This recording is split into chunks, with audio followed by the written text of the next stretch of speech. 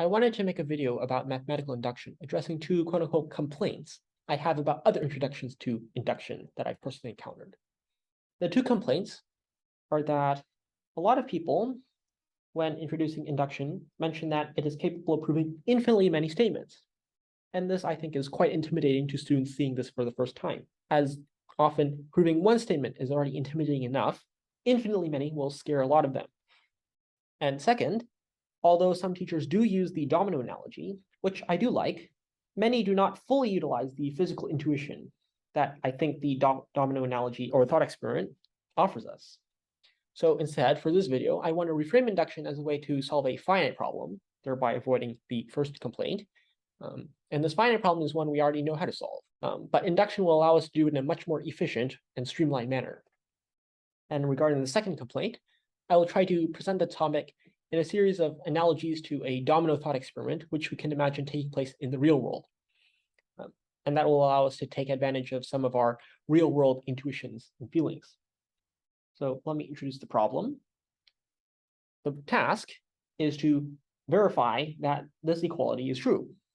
And so that amounts to calculating, one way to do this is by brute force calculation, calculating the left-hand side, which is the sum of squares, 1 squared plus 2 squared plus 3 squared, all the way up to 1 million squared, and then calculating the right-hand side, which is a more compact formula, and then verifying that both sides give you the same number. Okay, it's just inequality of numbers.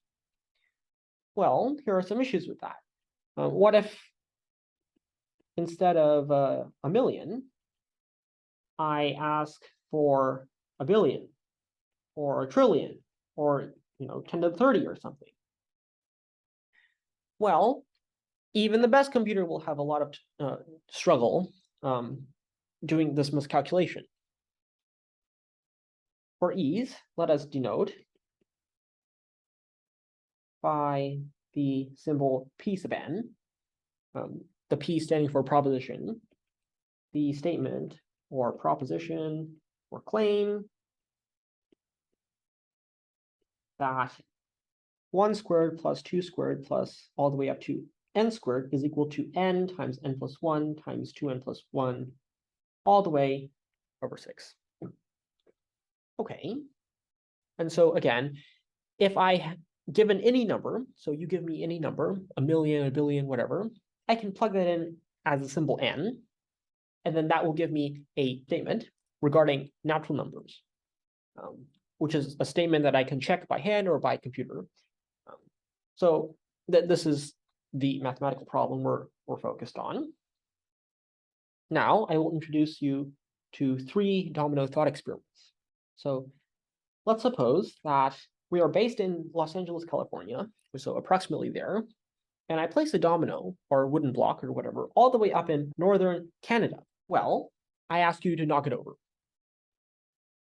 The only solution to this problem would be to travel all the way up there and then, kick over the domino or whatever. This will take a horrendous amount of time.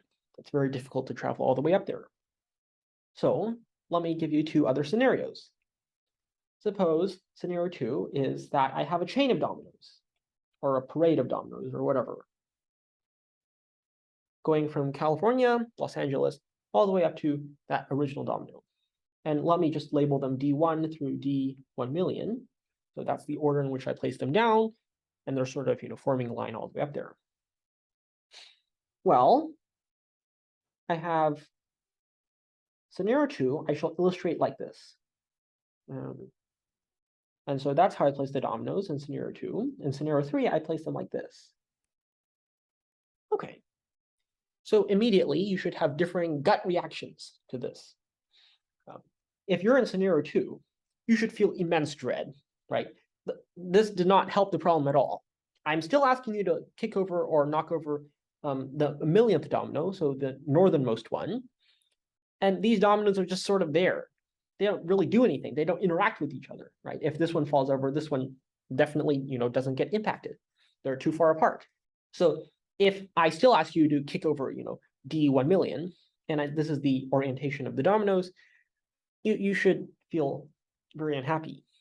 Whereas in scenario 3, you should feel, completely at ease. the problem is trivial now, because if I knock over the first domino, it will cause the second domino to fall over, which will cause the third domino to fall over, and so forth. And so you may feel dread regarding scenario 2, but you should feel, completely fine with scenario 3. So why? Why is scenario 3 better than scenario 2? Well, it is because the picture gives you the impression that domino I, so d sub I, knocks over d sub I plus 1, right? In the second, that is not the picture that I've drawn, but in the third, that seems to be the case. So instinctively, this is behind your reasoning to think that scenario 3 is much easier than scenario 2. Okay, let me introduce the principle of domino induction. If I know for sure that every domino, say d sub I, knocks over the next domino in line, d sub I plus 1, then to knock over the millionth domino, all I need to do is knock over the first domino. So this is just describing scenario 3 and why it's good. So now I will rephrase this in a more mathematical light. So the principle of mathematical induction. If I know for sure that every claim, say p sub I, instead of knocks over, I'm going to write implies. So if I know for sure that every claim p sub I implies the next claim in line p sub I plus 1, then to knock over the millionth, okay, to prove the millionth claim, p sub 1 million, all I need to do is knock over, or in this case, prove the first claim. So this is completely analogous. If you believe in the principle of domino induction, you believe in the principle of mathematical induction. So let me just break it down for you. This if is oftentimes known as the inductive step. Somehow showing that p sub I implies p sub I plus 1. So somehow showing that the domino I helps in knocking over the domino I plus 1. That's the inductive step. And then here, all I need to do is prove the first claim, that is called the base case. So prove p sub 1, or p sub 2, or p sub 0, well, whatever your first claim should be. So great. Finally, I would like to say that you can think of induction as so efficient at proving such propositions that the same proof works for any number capital N other than a million. So say this exact proof or principle. So let me copy it over.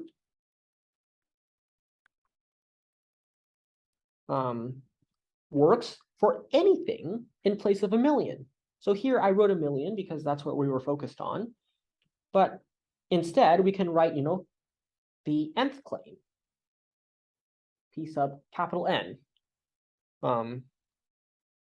holds for any number capital N that you give me.